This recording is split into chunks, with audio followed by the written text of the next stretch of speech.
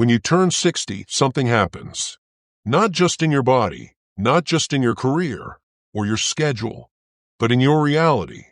You look around, and for the first time, you realize that the people who used to lean on you are now standing on their own. The family you raised has their own lives, and you ask yourself a powerful, sometimes painful question. Who's going to support me? And here's the truth most won't say out loud. It's not family. It's not your old job. It's not luck. Jim Rohn once said, "Take care of your inner world, and the outer world will take care of itself." So today, we're going to uncover the 5 pillars you can truly count on when you hit that milestone of 60. Not just to survive, but to thrive. Pillar number 1, health, the foundation of all wealth. Let's cut through the noise. When you're young, you can cheat the system a bit, pull all-nighters, survive on fast food, skip workouts, and still bounce back. But once you hit 60, the body keeps score. Every skipped walk, every late-night binge, every ignored ache, it starts to add up. Jim Rohn said it best. Your body is the only house you have to live in. Take care of it. Because when your health fails, everything else becomes 10 times harder. Walking turns into a chore. Stairs feel like mountains. Even bending down to tie your shoes feels like you're moving bricks. But here's the good news. It's never too late to make a comeback. You don't need six-pack abs or to run marathons. What you need is momentum. You need consistency. Take Charles, 64 years old. He was overweight, sluggish, and borderline diabetic. No fancy gym. No personal trainer. He started simple, 10 minutes of walking each day. That's it. In a year, he lost 30 pounds. Reversed his prediabetes. He now hikes every weekend.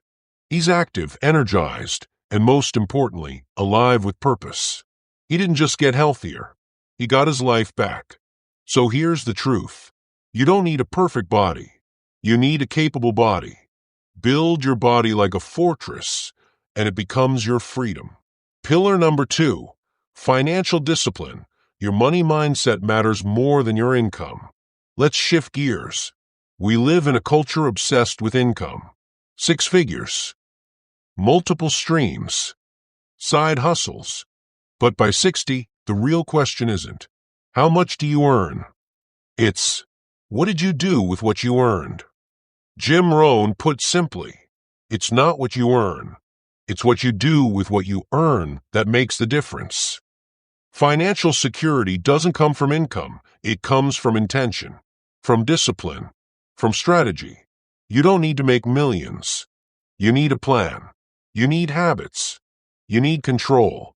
Take Linda. She never made more than $45,000 a year. But she lived by principle. Saved consistently. She invested modestly in index funds, not trends. By 60, she had $400,000 in retirement savings. Zero debt. Full control of her time. Meanwhile, her neighbor, who earned triple her income, was buried under credit card bills and car payments. One lived by impulse, the other by intention. Remember this. It's not about the number in your bank account. It's about the habits that built it. At 60, you don't need more stuff. You need more strategy. Pillar number 3, mental sharpness. If you're not growing, you're shrinking. Jim Rohn couldn't have said it better. Formal education will make you a living. Self-education will make you a fortune. And let's be clear. At 60, your mind is not something you should let fade into autopilot. Your brain is just like your body. It needs fuel, challenge, and curiosity to stay sharp. It's not about staying smart. It's about staying alive. Because here's the truth. The moment you stop growing, you start shrinking. Studies show that when you learn something new, whether it's picking up an instrument, diving into a new language, or simply reading a book, you literally create new neural connections in your brain. Yes, even in your 70s and 80s. Let's talk about Harold. At 63, Harold was retired. His work life was done, but his life didn't stop. He decided to take up photography as a hobby. At first, it was just for fun. But then he got obsessed. He started capturing the beauty in everyday moments. He learned, experimented, and connected with others in a way he hadn't in years. 2 years later, Harold wasn't just snapping pictures. He was teaching workshops at local libraries, sharing his passion, and selling his prints online. This wasn't just about photography. It was about mental vitality, purpose, and connection. He had a new lease on life. And it wasn't just about a hobby. It was about keeping his brain vibrant, fresh, and full of life.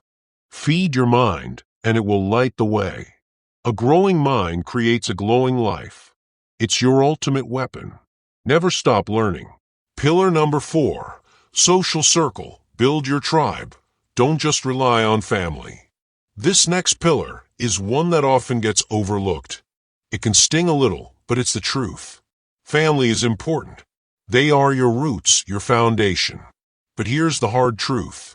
As much as we love our families, they have their own lives, their own careers, their own families. They can't always be there for you in the ways you might need. Jim Rohn wisely said, "You are the average of the 5 people you spend the most time with." So ask yourself, who are you spending your time with? Are you surrounding yourself with people who lift you?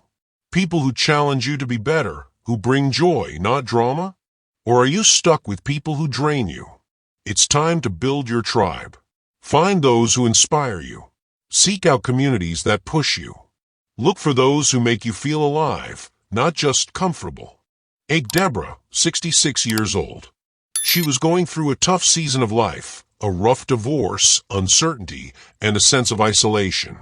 But then she made a decision to step out of her comfort zone. She joined a local writers group. Every week, this group of people, strangers at first, became her new family. They supported her through her toughest times. They celebrated her self-published book. They helped her pack and move when it was time to start fresh. These weren't just people she saw once a week. They became her lifeline, her tribe, and together they thrived. Surround yourself with energy givers. People who make you feel stronger, not weaker.